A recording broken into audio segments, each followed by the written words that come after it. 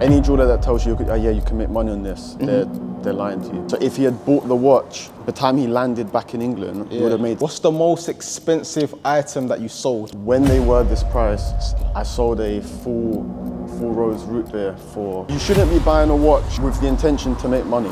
I go Hatton Garden, this is the honest truth. Yeah. Maybe I shouldn't say this for camera, but that's what it is. So welcome back to the channel. Today we're spending a day in the life with one of my good friends, Jeppe, who's a luxury watch jewelry dealer. Obviously known him for a while. He sorted out my engagement ring, sorted out my brother's ring, and some other friends as well. So yeah, we're just gonna see a day in the life, what he gets up to, some of the deals that he has going on, and just get to know what it's like being in the industry. Here we are, we're here in Canary Wharf. The plan for today is Giuseppe's actually picking up a watch for a client. But yeah, for those who don't know Giuseppe is a luxury jeweler. He's been in the industry for a while. So yeah, man, Giuseppe, tell us about yourself, man, who you are, what you do. I sell luxury watches, I sell jewelry. Should I talk on the other stuff? Yeah, man, yeah, so everything you do, bro, everything you do. I'm involved in the football agency business, and I've just started to do what you do with the properties, rent to rent. But my bread and butter is jewelry and watches. Yeah, man, so you've been in the jewelry industry for, is it right? 3 years. 3 years, okay, 3 so years. what got you into the jewelry industry? Because obviously there's so many other things that you could have got into, but you decided to go into jewelry. Why jewelry? So basically what happened was, I was working like a job, like a labor job. Yeah. Like building office spaces, desks and stuff like that. Like a job where I was just doing it to get by, make money. And one of the jobs was in Farringdon on a Saturday, and we finished 2 hours early, but we got paid for another 2 hours, if that makes sense. And when we was walking to the train station, all the boys said to me, Hatton Garden's up the road. Yeah. And I was like, what's Hatton Garden? I didn't know what it was. And obviously it's not a job that I liked. It's not something I enjoyed doing. So I thought, let me go Hatton Garden and try and make something happen. Yeah. And I went into every shop and I was like, can I work for free? Yeah. Can I just work for free, get experience? That's crazy, man. And they all rejected me, apart from one. And he basically gave me a little hint to say like, potentially. And then every weekend I was there. Serious? Like at his shop, just saying, can I work for free? Can I work for free? Yeah. And after like 3-4 weeks, he said, okay, next Saturday you're working. Mad. And then it kind of started from there. And then when I was maybe doing that for 2 months, and then I saw the amount of money that jeweler was making, and I kind of knew where to go because I was his runner. I was going to different offices, going to different places. That's when I started on my own. Damn. So would you say the luxury jewelry industry is easy to get into, or would you say that? Okay, well, would you say that? 'Cause, I mean, it looks easy. It looks like you just have a few connections, they have a watch, you sell the watch, but like, what does it actually entail, like being in that industry? It's not easy. It's not easy at all. There's many factors. You need to have obviously the clients, you need to have a good clientele. Just briefly going into it, you need to have clientele, you need to have the right suppliers, you need to have the right business structure, you need to, like, obviously there's a risk factor when you're holding luxury goods. Yeah. Like you have to be wary. Yeah, it's definitely not an easy industry to be involved in, but it depends how you're doing it. If you're doing it like properly, and you want to make a limited company and do it the proper way, it's not easy. If you want to go there and hustle and make a quick buck, like short term, then yes, it's possible for people to do it. But if you want to do it properly, it's not easy. Am I right in saying that the luxury industry, jewelry industry, it's a people's business? It's more about who you know, and obviously the more people you know, then the easier it can be for you. 100%. For me, I assume it's like similar to property. The more relationships you build, obviously property's not about property, it's about people. So would you say jewelry is quite similar? Yeah, 100%. Okay, cool. So obviously the more people you know, the bigger your network is, the easier it is for you to do deals. Yeah. For example, if somebody asks me for a watch and I don't know a lot of other people in the industry, I'm going to struggle to find the watch. Yeah. But if I've got a whole network of people, and the more people you've got, the more chance that one of them people is going to have the watch that you need. The internet, everyone loves numbers. What's the most expensive item that you sold? Ooh. What, watch or a piece of jewelry? Anything. You could say watch and piece of jewelry. What's the most expensive one that you sold? We talking 30, 40K? What, a singular item? Yeah, I'll say singular item, yeah. They weren't this expensive. No, sorry, they're not this expensive now, but when they were this price, I sold a full rose root beer for 39K. 39K, damn. To one of my clients, but now they're probably worth a lot less. Chains or anything? What's the most expensive chain that you? A lot more. A lot more? Yeah, I've done orders. What are we talking? I've done orders for just over 100K. Over 100K for a jewelry? But not a single item. Okay, but for like a and the client, was it in the music industry, footballer, what type of? The client was actually another jeweler. Okay. Yeah, so it was a jewelry shop. Okay. So they bought off me wholesale. Okay, so it's quite interesting because a lot of people don't actually know how the structure works. Obviously, I've been speaking to you for a minute, and obviously I know that there's people buying wholesale, people actually selling to shops and things like that. So what is it like? So some people, they just buy in bulk, some people buy from shops. Tell us about how people actually get their jewelry. Yeah, so there's different types of jewelers. There's some jewelers focus on the retail side of things and they sell to the end client. Yeah. And then some jewelers kind of focus on the wholesale part of the business. So selling for a smaller profit margin, but selling more volume. Yeah. But to many different jewelers, many different shops. In your time, can you give examples of some watches that the value have increased rapidly? I've got one story. Yeah, go on. One story that sticks into my head. I had a fellow trader. He was in Dubai, and he was negotiating to buy a Patek, and I think they were squabbling over £2,000, and he didn't end up buying the watch. Nice. Yeah, and he went to the airport in Dubai, got on the plane. No, when he was in the airport, past the security, he saw a Patek release that watch is discontinued. Wow. And they don't make it no more. Okay. And then when he got on his flight, landed back in the UK, the watch had gone up by 70,000. 70,000? Yeah. So if he had bought the watch, by the time he landed back in England, he would have made £70,000. That's crazy. But the thing is, the values of watches, they don't always increase that rapidly though. No, definitely not. And sometimes they go down as well. So it's kind of watches, buying a watch is kind of like a gamble, right? Would you say? You shouldn't be buying a watch with the intention to make money. You should buy a watch because you've made money and you want to enjoy a luxury item, a watch. Yeah. But you can make money on them. You can make money on watches. But you can lose money. I've seen it go the other way. I've seen people lose money on watches. What example of names? Huh? What type of watches, for example? Have you got example of names? Yeah, the usual.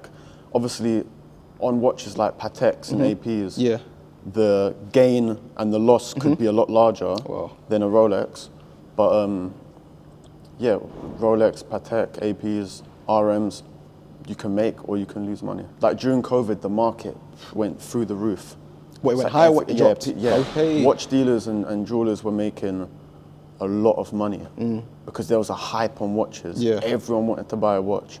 Whereas now that hype's kind of died down, which means the demand's not as high as it was before, which means prices have come down. Yeah. So if you bought a watch a year and a half ago, you've probably lost money on that watch. Crazy. But if you buy a watch now, potentially in 2 years, you can make a bit of money. For somebody who wanted to get into the watch industry, what are some entry-level timepieces that people can actually be looking at? What prices are they? As a first time? Yeah. If someone wants to get into the industry, I'd say if you're buying your first Rolex, you're probably looking at an Oyster Perpetual, or maybe a Datejust. Okay. It's around maybe 8 to 12 grand. Okay. It's a good entry-level Rolex. Yeah, but you can get cheaper ones. Yeah. But they'll be in the 90s, old watches. And would you say that it's the £90,000 watches that are the ones that are likely to increase in value? Because I assume the £8,000, they might not increase that much in value.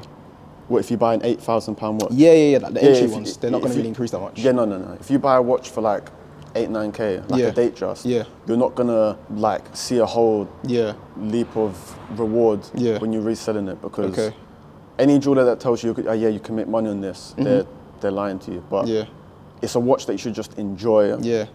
Your money's held in the watch. Yeah.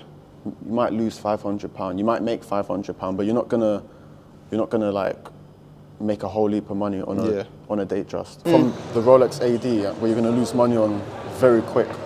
Like those ones, you'll lose money. All of these, that anything with a diamond dial, a diamond bezel. That's what I've clocked as well. I feel like a lot of celebs, they like to get diamond encrusted, but I assume that will make the value go down, right?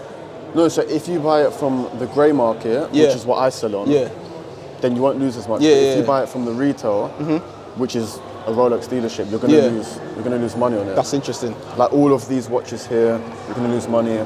Skydwell over rubber strap, you're gonna lose money. They'll sell you these watches, but then a watch like you're not gonna lose too much on them. Yeah. I wanna show you one where you're gonna make money on. They haven't really got any that you would make money on, but for example, there's certain models, like for example a Pepsi. You're gonna walk into Rolex and maybe spend £9,000. But then on the grey market, the minute you leave the shop, you can sell it for like 16, 17K. That's crazy. Yeah. That's crazy.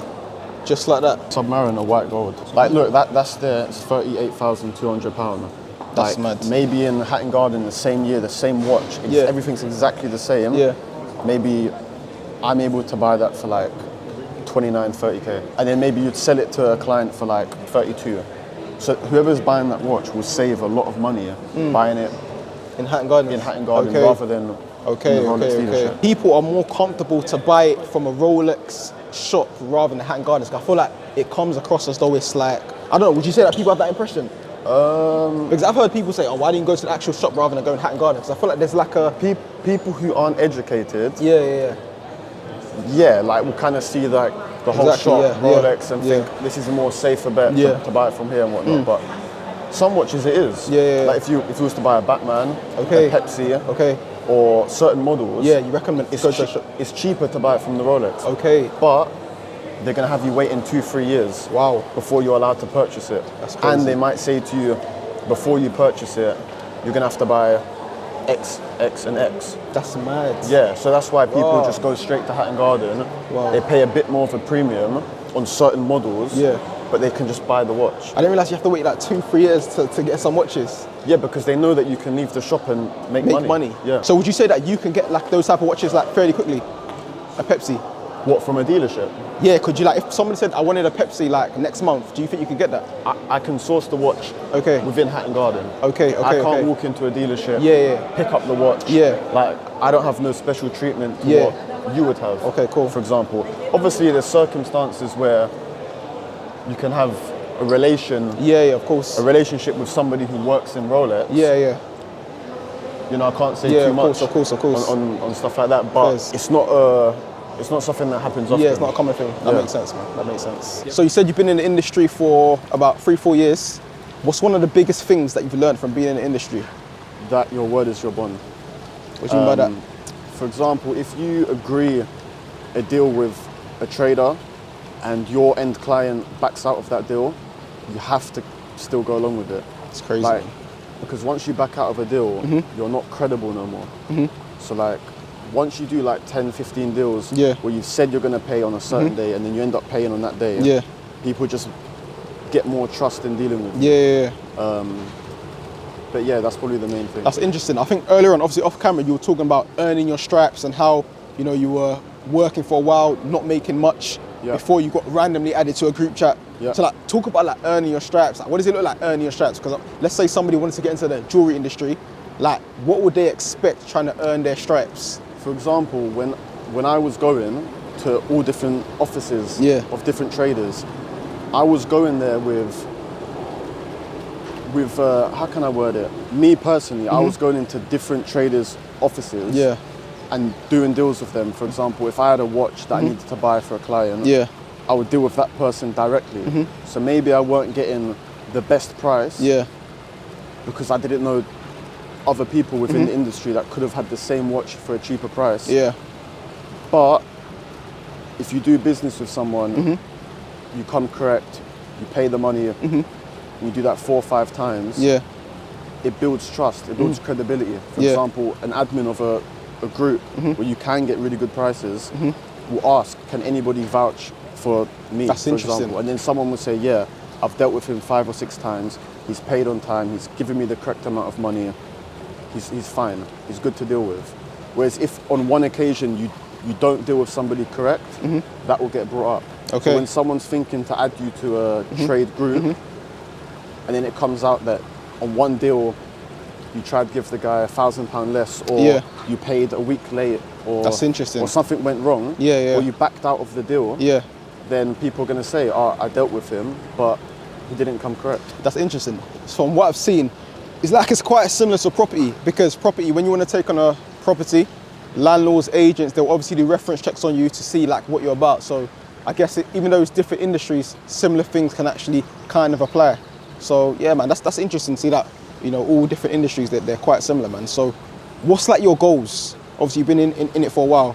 What's your goals in like the jewelry industry? Obviously to keep growing, keep building my clientele, to build up more of a retail-based clientele. Like I've got a good clientele at the minute, but just to keep building on that. But at the moment I do a lot of wholesale. Okay. So I deal with a lot of people within the industry. Yeah. And that was my goal when I first started. Yeah. So I've kind of reached that goal. Yeah.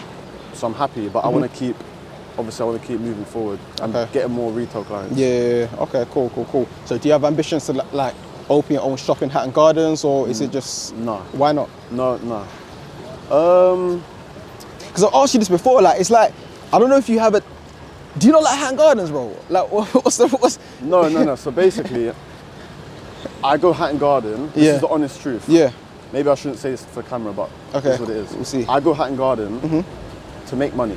I go there, I do my deals, I make money, and I just leave. Yeah.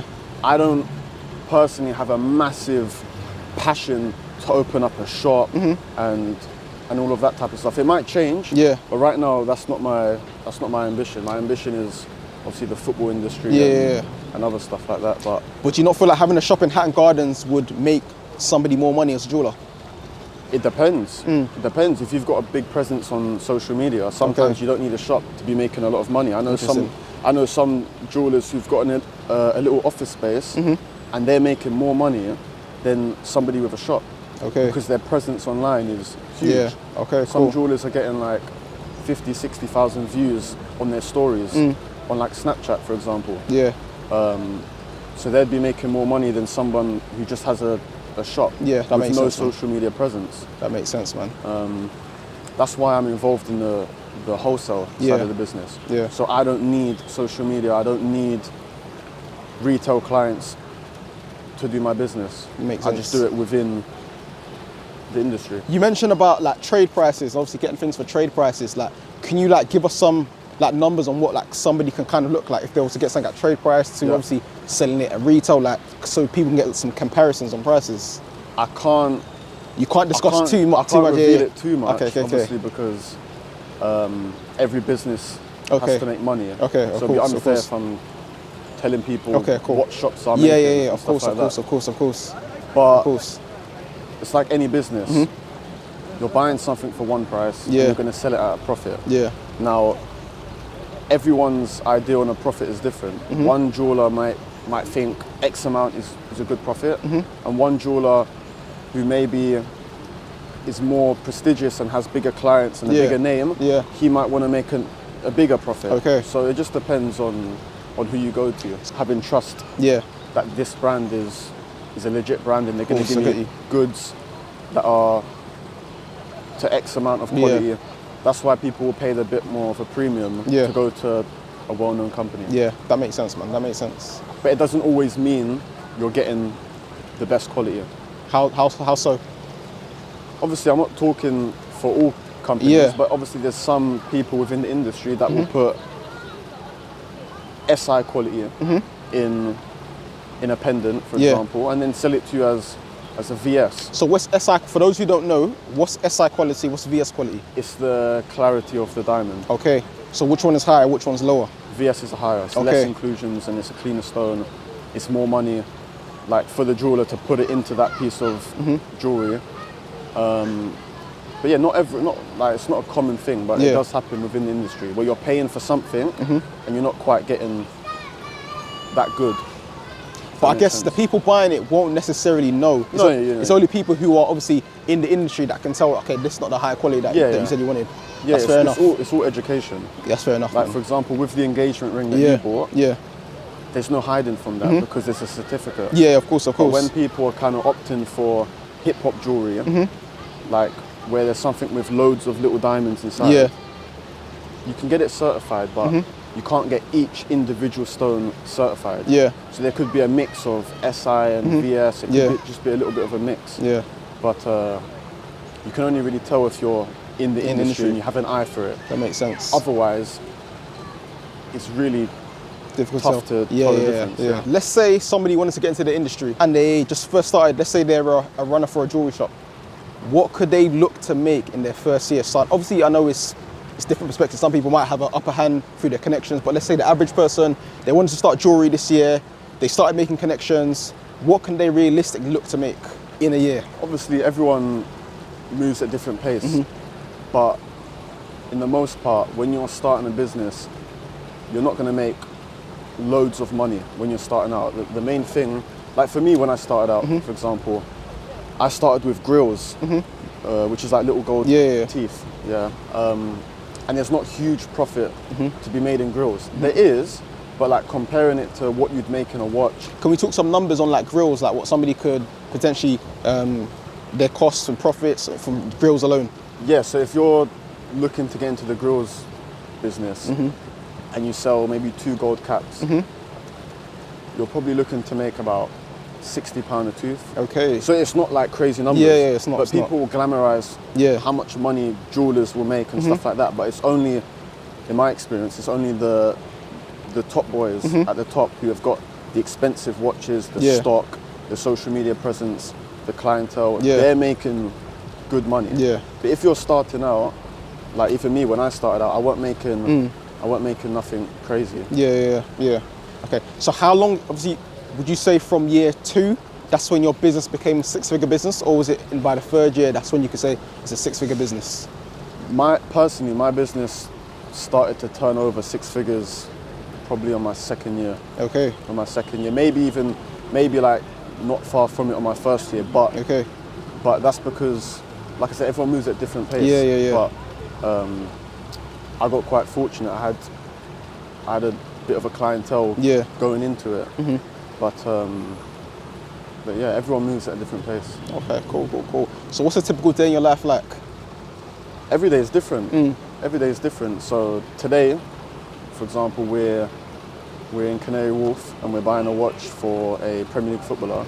So after we pick up this watch, I'll be driving to his house and just delivering him the watch, basically. That's nice, man. And then another day could be I go into Hatton Garden and the jeweler needs 3 diamond crosses or a chain or could be anything. And I go in there and I'll give him the goods and leave. But every day is different. Every day is different. That's quite sick, man. Some days there's nothing to do. Like you could have a week of completely nothing. That's mad. And then 3 days of madness. Loads of stuff. Madness going on. So that's crazy. Every day is different. That's crazy. So obviously you're into rent to rent as well, and you're in the jewelry industry. Yeah.